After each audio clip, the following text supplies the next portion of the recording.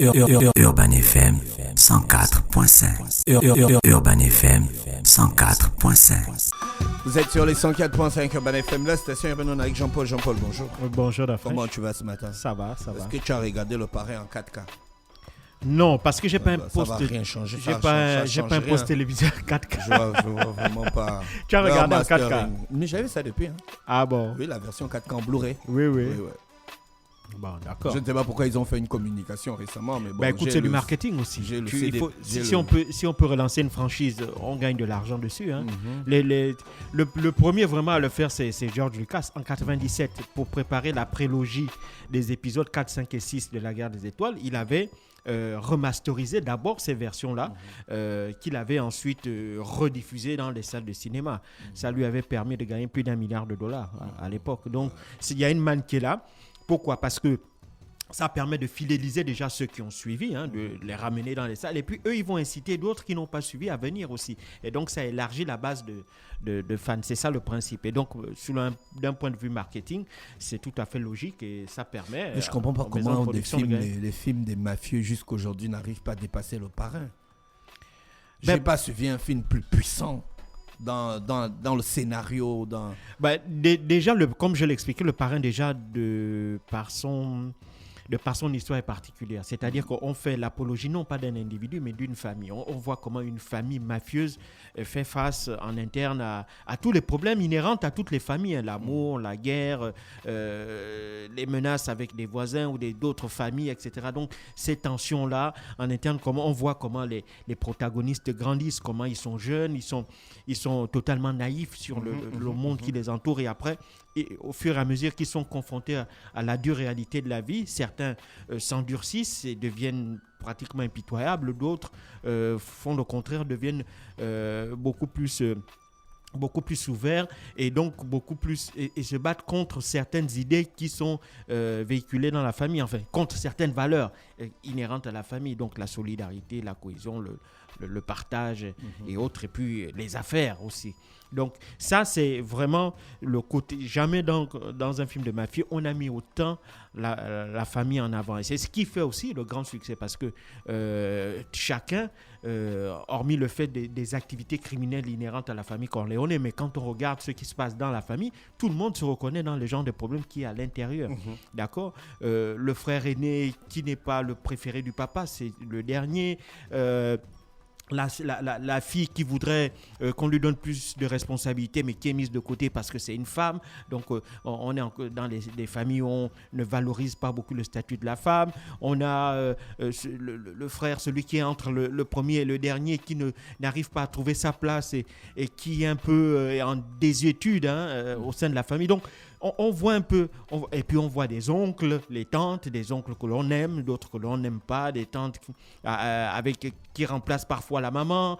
Donc on a vu, tu vois, on voit ça dans toutes les familles, et c'est ça qui explique en grande partie le succès. Mais je pense qu'à la télé, je ne sais pas si tu as connu la série Les Sopranos. Cette saga, qui est une série télévisée, s'inspire aussi du parrain dans la conception de voir l'évolution d'une famille, et on voit comment grandissent les différents membres de cette famille-là, toujours dans des activités liées au crime organisé. D'accord. L'actualité internationale nous tourne vers l'Ukraine, c'est ça? Oui, on va vers l'Ukraine, on va essayer de comprendre les enjeux maintenant du moment, puisque la Russie a fait ce que les Occidentaux croyaient qu'elle n'allait pas faire, c'est-à-dire que elle a décidé unilatéralement déjà de rompre le dialogue avec les Occidentaux et de lancer une offensive militaire vers l'Ukraine. Alors, la deuxième chose que l'on pensait, c'est que si offensive il devait y avoir, elle devait certainement se limiter au niveau de la région du Donbass, parce qu'il a reconnu les républiques populaires de Donetsk et de Lugansk. On pensait qu'il allait apporter un soutien militaire aux séparatistes qui sont déjà présents là pour bouter hors de cette zone-là les troupes ukrainiennes envoyées par Kiev. Or, il a décidé d'aller plus loin, c'est-à-dire qu'il a décidé d'attaquer la totalité du pays, mais il n'a pas attaqué des cibles civiles. Il a d'abord commencé, comme dans toute guerre conventionnelle, la première chose, c'est on commence à attaquer les structures, les structures militaires, donc des camps militaires, des aéroports. On détruit au maximum l'arsenal militaire de l'ennemi. Après, on va s'attaquer aux infrastructures de transport pour couper la connexion entre les différentes grandes villes, puis on s'attaque aux communications pour mettre le pays en autarcie, le couper de l'extérieur. Bon, apparemment, c'est la première phase qu'il a faite. C'est-à-dire qu'il s'est attaqué à l'ensemble, si tu veux, des défenses militaires de l'Ukraine. Ce qui est aussi particulièrement étonnant, c'est la facilité avec laquelle les Russes ont détruit l'arsenal militaire ukrainien. Pourquoi tu trouves ça étonnant? Oui, parce que depuis des semaines, les Ukrainiens eux-mêmes ont dit qu'ils avaient des soutiens militaires de la part des Américains en termes d'armement, qu'ils avaient reçu des drones, par exemple, turcs, qui sont considérés comme étant parmi les meilleurs drones au monde.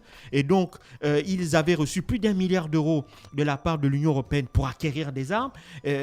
On disait même que les Américains avaient offert environ 400 millions de dollars d'armes aux Ukrainiens. Donc, on se disait que pour une première journée de combat, ils auraient au moins la capacité de riposter face à l'armada russe. Mais on se rend compte que ça n'a pas été véritablement le cas. Les Russes se sont facilement facilement traversé la frontière. On sait que des chars russes sont passés par la Crimée. Et lorsque l'on regarde les images qui sont diffusées par la plupart des chaînes, on se rend compte que même la défense n'a pas été à la hauteur des espérances ou à la hauteur de ce que le gouvernement ukrainien et ses alliés disaient à la hauteur des potentialités qu'elle était censée afficher. Même si les autorités ukrainiennes disent qu'elles ont abattu 4 avions de chasse et 1 hélicoptère russe, ça reste quand même extrêmement faible vu l'armada déployée par les Russes et vu les armes qu'eux ils étaient censés détenir, c'est-à-dire des missiles sol-air de marque américaine, des drones turcs et tout un tas d'autres équipements que nous ne connaissons pas, et qui faisaient dire aux autorités ukrainiennes que, en tout cas, il ne fallait pas paniquer, parce que ça a été le message de Volodymyr Zelensky à sa population, c'est-à-dire ne paniquez pas. Nous avons la situation en main et en cas d'invasion russe, en tout cas, ils sauront quoi faire et les Russes auront contre qui se battre. Or, ce n'est absolument pas ce que l'on a pu voir. De quelques images qu'on a pu voir, la plupart des camps militaires ou des bases militaires ukrainiennes ont été détruites. Les aéroports militaires, dont les capacités en termes de force aérienne ont été sérieusement atteintes, voire anéanties. Et donc, reste à savoir qu'est-ce qui va se passer. Il ne reste plus que le combat au sol. Et là, évidemment, la question que les gens se posent, c'est est-ce que les troupes de Vladimir, les forces russes vont engager des attaques au sol? Si encore c'est dans les zones de campagne, c'est fort probable, mais s'ils arrivent dans les grandes villes, c'est là où ça va devenir particulièrement compliqué, parce que les combats en ville, donc la guérilla urbaine, c'est ce que va organiser les Ukrainiens, et ça va rendre la chose beaucoup plus ça va être plus difficile, et c'est à partir de quand on veut pénétrer dans les grandes villes qu'en général le combat s'enlise. Et donc c'est un peu cette interrogation-là que l'on a. Et puis quelles sont les véritables motivations de Vladimir Poutine? Est-ce qu'il veut renverser le gouvernement ukrainien actuel pour y mettre un gouvernement pro-russe, ou bien il veut juste anéantir les capacités industrielles, économiques et autres de l'Ukraine pour que son peuple pousse les autorités à partir à la démission et décide de, évidemment, soit accepter la domination russe, ou bien accepte tout simplement de ne plus adhérer à des valeurs occidentales, donc à l'idée d'entrer dans l'Union européenne ou dans l'OTAN. Donc c'est là, évidemment, que l'on va voir. Maintenant, les Occidentaux, ça on le savait aussi, ont fendu, se sont versés dans un certain nombre de discours. Ça, bon, c'était prévu. Ils ont annoncé des sanctions économiques très très fortes à l'égard de la Russie, les sanctions les plus fortes jamais mises en œuvre, selon les propos tenus même par Ursula von der Leyen, qui est la présidente de la Commission européenne. Maintenant, il faut que les auditeurs comprennent que c'est vrai que ils vont mettre de grosses sanctions, mais même les sanctions, ils ne sont pas tous d'accord, parce que vous avez en Europe, vous avez deux groupes. Vous avez par exemple, tout dépend du type de sanctions économiques. Vous avez par exemple je prends deux volets très simples. Hein. Le volet bancaire, il y a une technologie qui permet des paiements de banque à banque qu'on appelle le SWIFT. Le SWIFT, c'est une technologie américaine et certaines banques, certains pays voudraient, comme l'Italie ou la France, voudraient qu'on applique le SWIFT, qu'on exclue la Russie de cette technologie-là, donc que les banques européennes ne puissent plus commercer, banques européennes ou américaines ou autres, ne puissent plus commercer avec les banques russes. Or, vous avez d'autres pays comme l'Allemagne qui ne veulent absolument pas, puisque les banques allemandes commercent énormément avec les banques russes. Vous avez d'autres pays comme le Luxembourg et autres, les petits pays germanophones là, qui sont dans l'Union européenne, qui ne veulent pas parce que les Russes sont de gros clients. Et puis vous avez le volet par exemple énergétique, où vous avez d'autres pays, vous avez des pays comme les États-Unis qui veulent absolument qu'il n'y ait plus d'échange, qu'on n'achète plus le pétrole ni le gaz russe. Et ça, évidemment, il y a des pays en Europe qui ne peuvent pas se permettre ça. Un pays comme l'Allemagne, il faut bien comprendre que lorsqu'il y a eu l'incident nucléaire de Fukushima au Japon en 2010, eh ben, l'Allemagne avait décidé unilatéralement de sortir du nucléaire.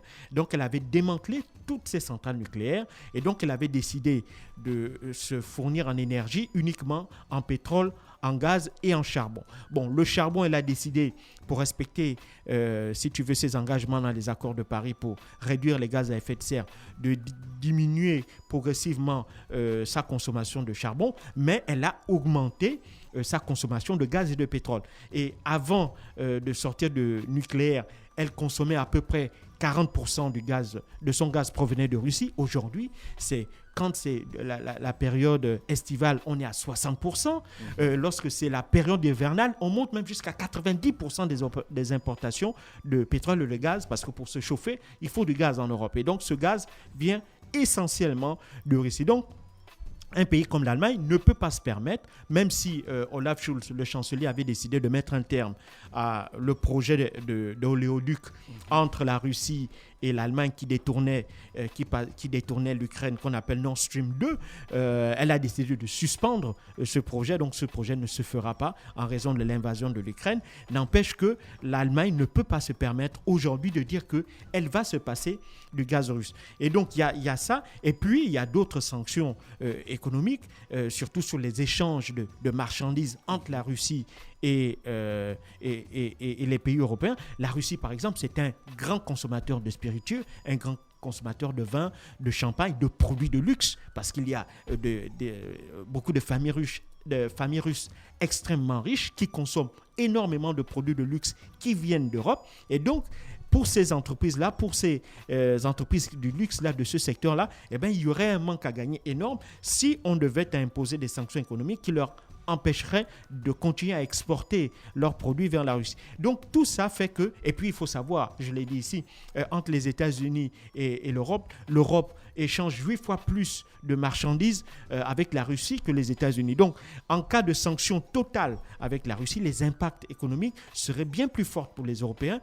que pour les Américains. Et ça contraindrait les Européens à être encore plus dépendants des Américains d'un point de vue économique, alors que eux, depuis une vingtaine d'années, ils essaient de construire un espace économique qui soit moins dépendant des États-Unis. Pas seulement un espace économique, mais aussi un espace militaire. Et là aussi, c'est l'un des enjeux qui va certainement sortir de ce conflit-là. C'est-à-dire que les Européens vont devoir se poser sérieusement la question de savoir si leur défense doit continuer à être garantie par les États-Unis ou si enfin ils vont décider de s'asseoir ensemble pour décider d'une stratégie commune de défense de leur territoire. Parce que ce qui se passe, c'est que en raison de l'invasion ukrainienne, qu'est-ce que les Américains ont décidé ? Eh ben, ils ont décidé que certes, ils n'allaient pas envoyer de troupes en Ukraine, mais ils allaient envoyer plus de troupes en Europe, notamment dans les pays membres de l'OTAN,